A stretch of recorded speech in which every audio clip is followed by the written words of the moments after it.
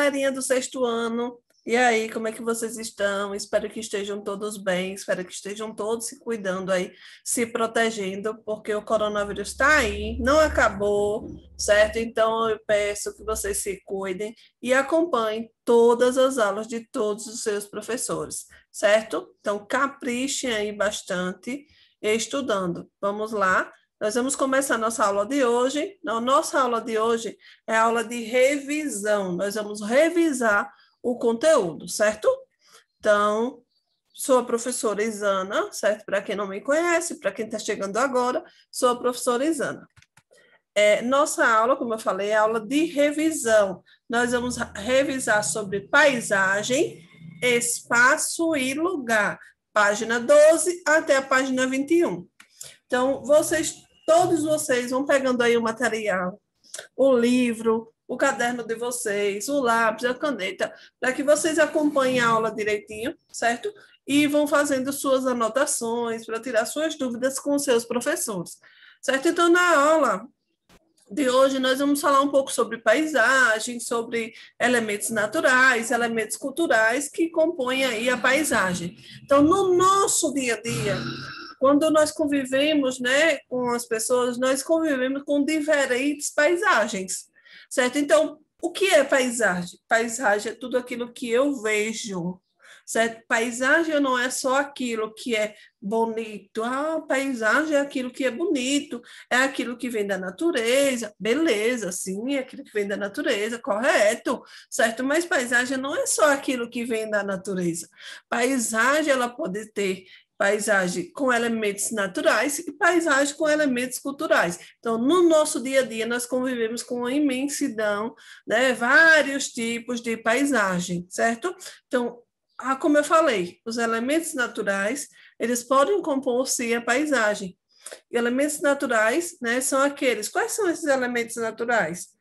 Por exemplo, relevo, né, que é composto por quê? Montanhas, serras, planaltos, planícies, hidrografia, que é composto por quê? Rios, certo? Lagos, oceanos, mares, vegetação e etc. Esses são contextos, não são elementos que compõem a paisagem natural.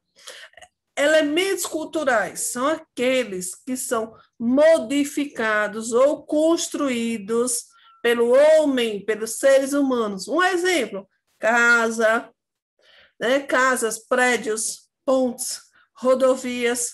Então, são elementos, são construídos por quem? Pelo homem, ok? Então, a paisagem também apresenta elementos que são invisíveis. Por exemplo, o barulho dos automóveis é invisível. Nós escutamos o canto dos pássaros, o odor da poluição é invisível, nós não conseguimos visualizar, mas nós conseguimos sentir e escutar. Beleza? Revisado? Dando continuidade. Então, nós temos elementos, né, aqui, até praticamente eu já falei, né, os elementos que compõem a paisagem. A paisagem é tudo aquilo que nós observamos no nosso dia a dia, certo? Eles podem ter elementos culturais e elementos naturais. Então, existem paisagens que têm predominância de elementos naturais. Por exemplo, vocês vão na zona rural, existe sim espaços que são só de paisagem com elementos naturais, certo? Por exemplo, trecho de florestas que são de difícil acesso, áreas montanhosas, porque são áreas que o homem não modificou, que o homem não mexeu, certo? E existe também paisagens naturais que o homem modifica no seu dia a dia. Por exemplo, olha aí na imagem do livro de vocês, essa paisagem, essa praia da ilha de Henderson, vocês observam aí a modificação, é o quê? O lixo, essa grande quantidade de lixo na praia. Então, o homem modificou essa paisagem? Sim. O homem modificou, sim. O homem foi lá, fez depositou toda essa sujeira. Também, essa sujeira pode estar em outro ambiente, ser depositado nas praias, a água do mar, levar e depositar essa sujeira, esse lixo na areia, né? Então, o ser humano, sim, tem toda uma interferência né, na paisagem natural. Então, por isso que eu falei, existem sim lugares que têm predomínio de elementos naturais, e existem lugares que são de predominância de elementos naturais, mas que o homem vem e modifica. Beleza? Vamos lá. Aí vamos dando continuidade, né? Então, vocês observam na foto abaixo que tem outra paisagem. Aí já é uma paisagem humanizada, certo? Uma paisagem humanizada. Humanizada é o quê? Uma paisagem que o homem veio e transformou e modificou. Mas, professora, tem alguns aspectos que nós devemos levar em consideração. Por exemplo, ainda tem uma preservação natural. Beleza, a paisagem ela pode ter uma parte, sim, de vegetação, de elementos da natureza, mas também, né, ela pode ter, sim, aí modificações. E aí ele coloca aqui como exemplo o cais, né, de Von Gogh. Então, aí faz parte da história, né, apresenta o que é um registro da história, o modo de vida das pessoas que habitaram naquele período. Então, tem elementos que são modificados, que são humanizados, que são considerados culturais, que o homem modificou. E existe uma predominância de alguns elementos naturais, beleza? Vamos dando continuidade. Vou passando rápido, que hoje é revisão, certo? E aqui nós temos as transformações das paisagens. Então, as paisagens, elas vivem em constante transformação, certo? Tanto pela ação da natureza, quanto pela ação do ser humano. A paisagem, pela ação da natureza, essa modificação, ela pode ser um pouco lenta. Por exemplo, desgaste de uma rocha. Mas, professora, como é que a rocha vai se desgastar? Então, a ação da água, a ação das temperaturas altíssimas, a ação do vento, certo? Acaba, sim, acontecendo um desgaste da rocha e acaba, sim, ela sofrendo alteração. Então, existe, sim, modificação na paisagem, principalmente por questões de natureza. Mas hoje nós observamos no nosso dia a dia que as transformações das paisagens estão acontecendo principalmente pela ação do homem. Né? O homem transforma a paisagem, o homem cria campos de cultivo, o homem abre rua para asfaltar, abre rua para construir casa, derruba casa, constrói edifícios, constrói casas, tudo que é de moderno, de acordo com o avanço da tecnologia, o homem vem, né, fazendo tudo que é de bem moderno para a sociedade. Existe o lado positivo, né, que é o avanço da tecnologia, dando mais conforto à sociedade, o modo de vida das pessoas, né, vai mudando, mas existe também um lado negativo, que é essa questão dessa modificação da paisagem, né, dessa interferência na paisagem natural. Então, aqui nós temos essa imagem, resquício de rocha desgastada pela ação do vento. Então, como eu falei para vocês, né, é um processo lento o desgaste, principalmente quando é pela ação da própria natureza, o processo é mais lento, mas existe sim toda uma transformação da paisagem com o tempo, certo? A rocha ela vai se desgastando, ela vai fragmentando e ela vai mudando, certo? Então, essa rocha ela poderia ser mais larga e ela ficou mais estreita, né? Mais fininha aí. Então, é relacionado a essa transformação da ação da própria natureza, certo? Então, nós observamos no nosso dia a dia, várias transformações. Na rua que vocês moram, existem sim transformações, existem pessoas que dizem assim, enjoei, esse muro da minha casa, eu gosto de outro design. Aí derruba o muro, constrói outro muro com outro design. Não gosto não desse piso aqui da frente da minha casa, eu vou tirar, eu vou colocar outro, vai ser outro design que o arquiteto falou que não está mais na moda e tal. E aí vai fazendo, né, erguendo aí toda essa estrutura, mas é quem que está modificando? É o homem, certo? Então, vamos lá. Aqui nós temos outra imagem falando sobre essa transformação, todo esse avanço, toda essa questão de construção.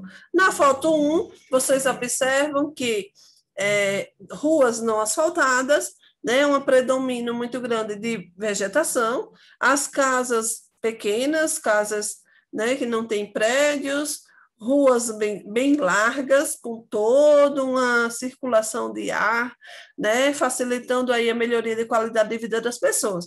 Na foto 2, vocês já observam o quê? Uma grande quantidade de prédios, essa é a mesma localização, certo? É a mesma localização, só que em épocas diferentes. E aí vocês observam uma evolução, vários e vários prédios, várias e várias construções, ruas mais estreitas, asfaltadas. Então, tem vegetação? Tem, sim, mas em menor quantidade de vegetação. E aí vocês observam que a evolução, a transformação da paisagem, ok? Vamos lá.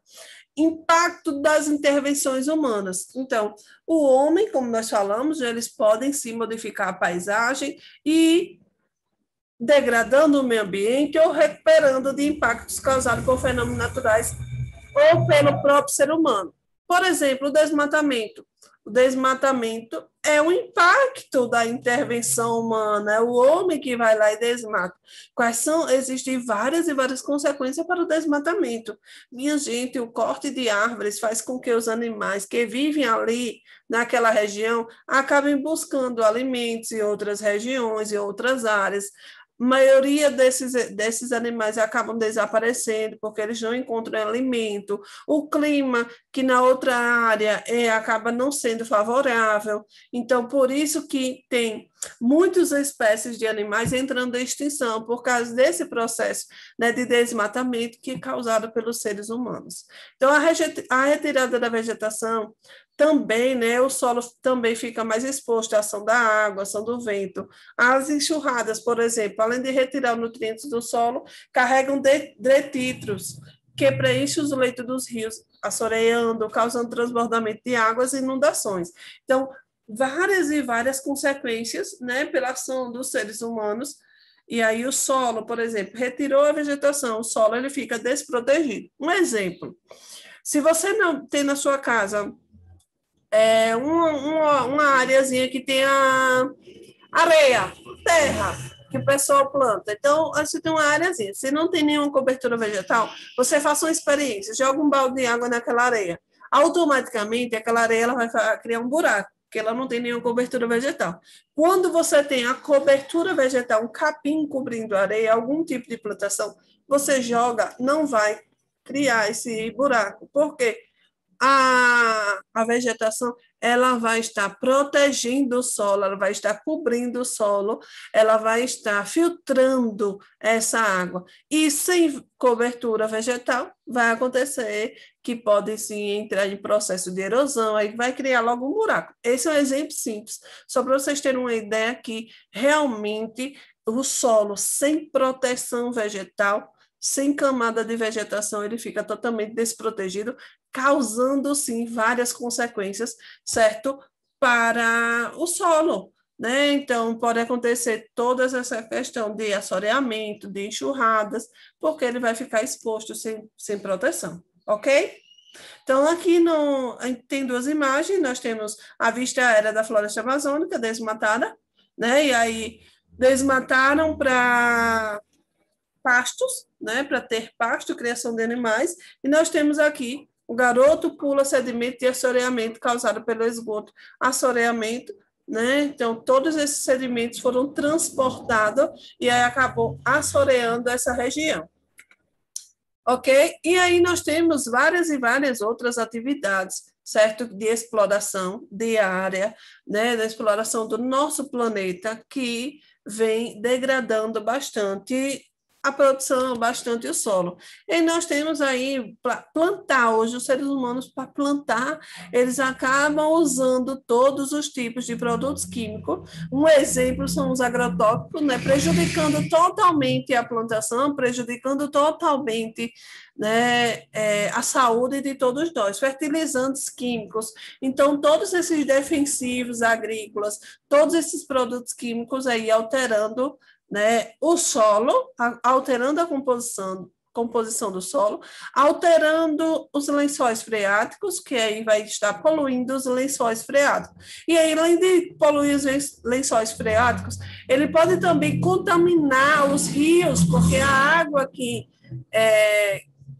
acontece o uso de fertilizantes. Quando acontece a chuva, esse fertilizante ele vai descer, pode estar contaminando os lençóis freáticos e também pode estar levando essa água para os rios e aí acabando contaminando as populações, porque as águas dos rios são utilizadas para o consumo, certo? De muita gente aí, de beber, de utilizar para cozinhar, certo?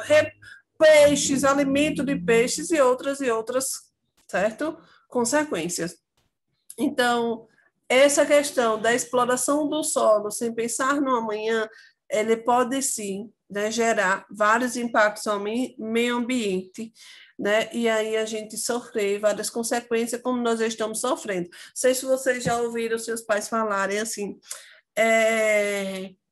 tá tanta doença, existindo tanto tipo de doença, meu Deus, e onde é que vem tanto tipo de doença? E aí a gente percebe, né, que o uso também desses produtos acaba, sim, alterando o nosso dia a dia, alterando, sim, a nossa saúde, e aí já ouviram falar isso? Ah, é muito veneno que nós estamos se alimentando, e realmente é muito produto químico utilizado, sim, nas plantações, e alterando, né, toda a questão do solo e degradando o nosso meio ambiente, ok?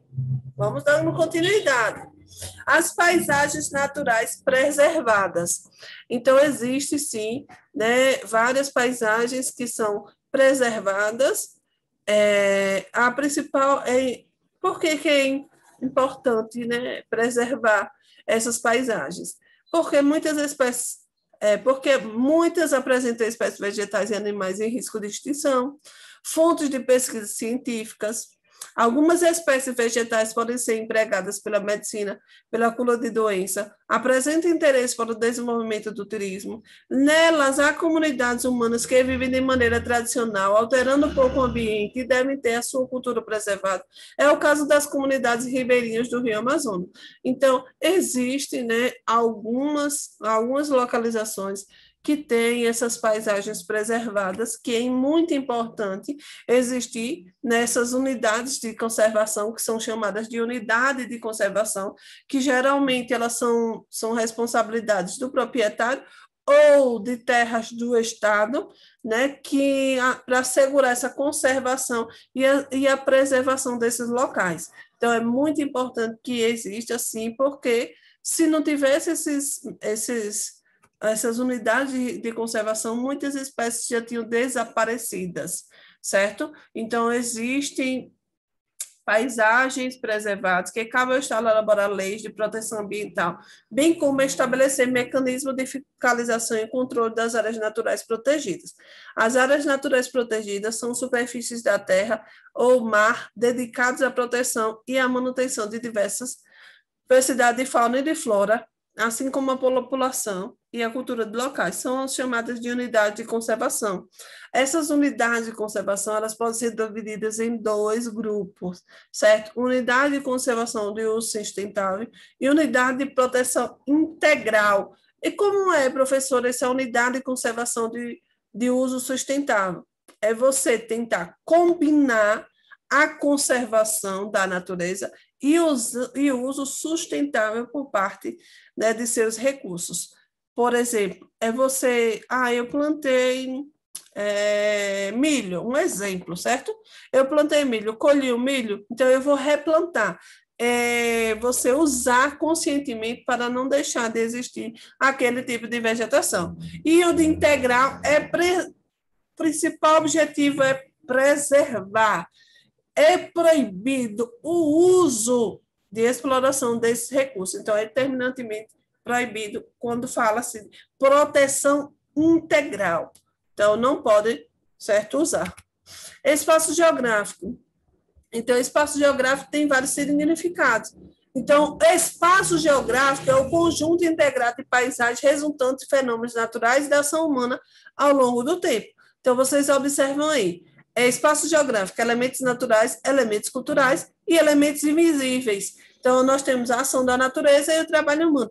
Tudo que nós vivemos, junto com elementos naturais, com elementos culturais, com elementos invisíveis, eles formam um espaço geográfico, certo? Cada espaço pode ter diferentes formas ou funções.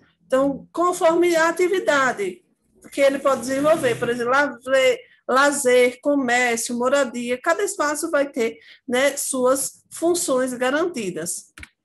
A geografia estuda os espaços ocupados e influenciados pelos seres humanos, ou seja, o espaço geográfico é construído e reconstruído constantemente pelo trabalho humano e pela natureza. Então, nós temos aqui duas imagens. O ser humano, ao se apropriar do espaço geográfico, então nós temos aí ruas, né, totalmente movimentadas, mostrando o comércio, mostrando a organização, circulação de pessoas, e nós temos aí, na fotografia aí à direita, um bairro industrial no estado de Minas Gerais. Então, vocês observam também que aí é um espaço que é ocupado por seres humanos, sim, mas por meio de quê? Para indústria, para trabalhar, para produzir. Passando para a próxima. O lugar. O que é o lugar? Então, o lugar é o lugar onde nós vivemos.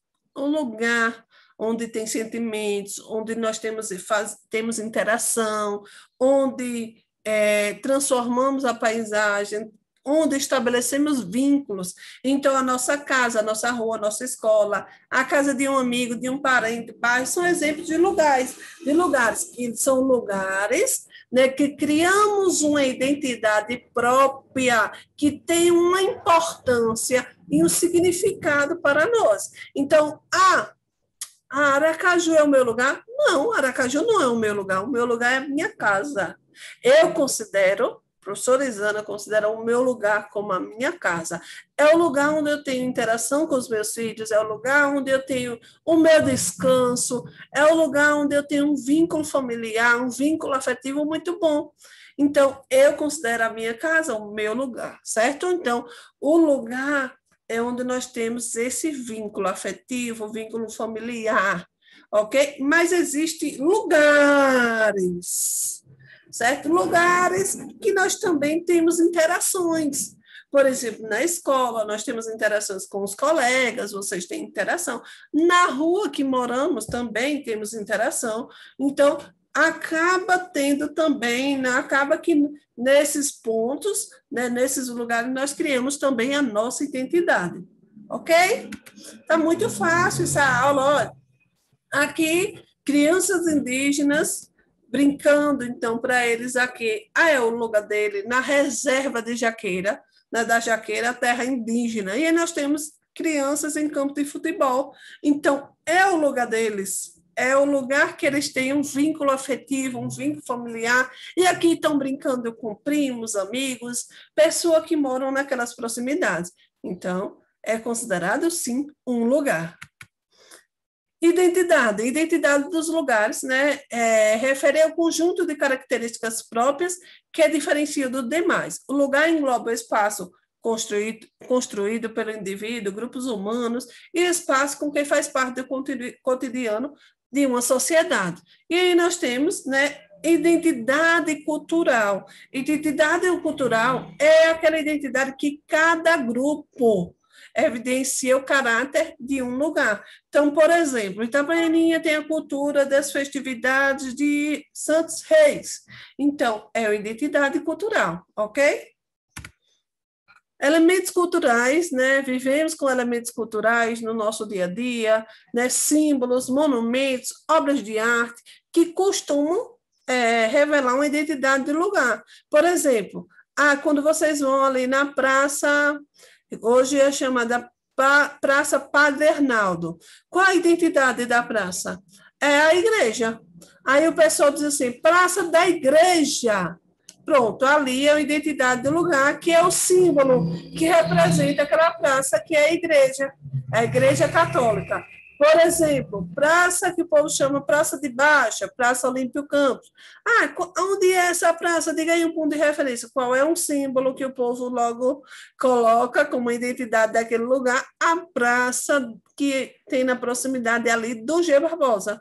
O povo logo fala de G. Barbosa. Então, revelando aí, casando, né, esse ponto de referência.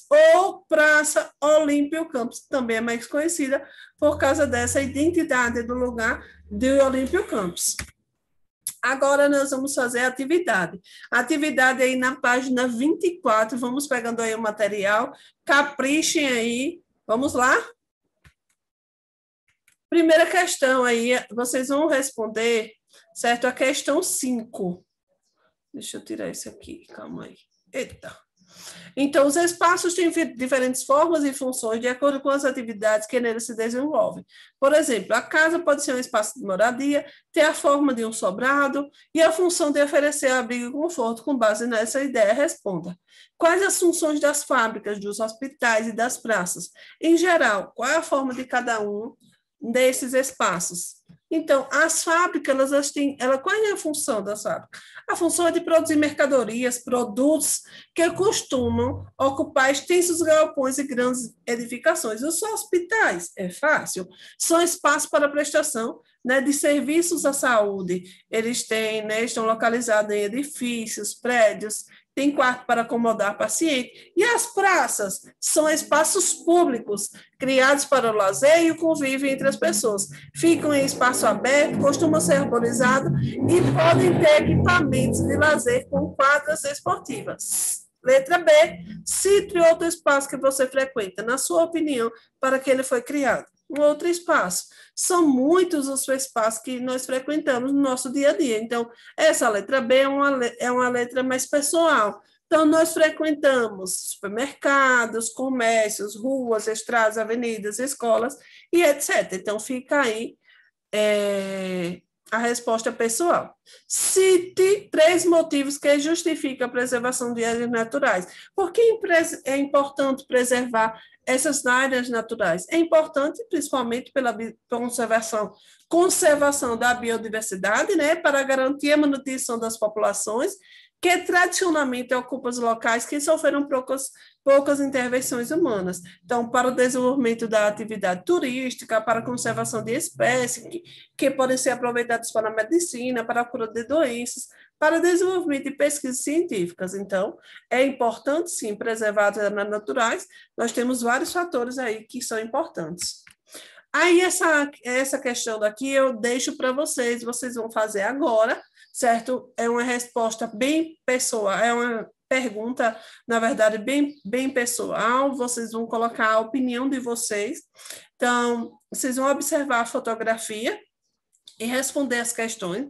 A letra A, essa fotografia representa uma paisagem natural humanizada, aí você vai justificar a sua resposta, lembrando que as paisagens elas podem ter união de paisagem natural com paisagem cultural, certo? Elas podem ser os dois. Se tem construções de casas, de prédios, e se tem paisagem natural que foi plantada pelo homem, e se tem florestas que são de difícil acesso, elas também são consideradas paisagens naturais. Então, pode sim ser uma união das duas. De que forma podemos observar a interação do ser humano com a natureza? E aí vocês vão colocar a resposta de vocês. Lembrando que, assim que concluir as 3 questões, fazer essas 3 questões, manda aí a foto para o seu professor.